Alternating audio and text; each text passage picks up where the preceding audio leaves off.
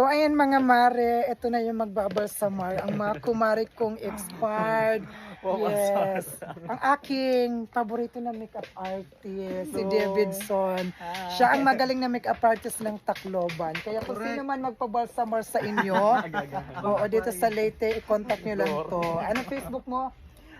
Davidson Movilla. Ayan mga mare, kaya humabol na kayo sa mga gustong magpabalsamar hanggat hindi pa nag-expire yung mga makeup niya. So bye, get well soon.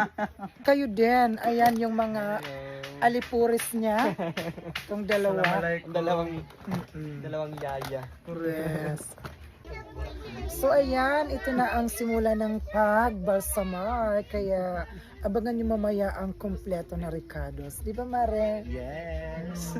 Bye!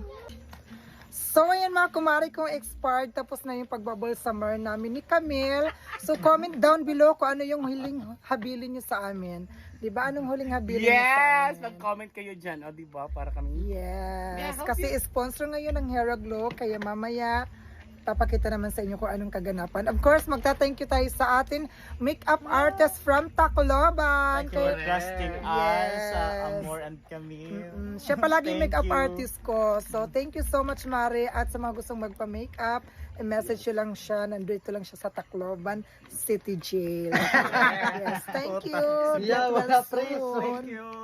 Hi. Of course, sa mga assistant. Hello. Ayan, thank you. Birthday niya ngayon, last birthday. Last birthday. Thank you. Thank you. Candidate number 6.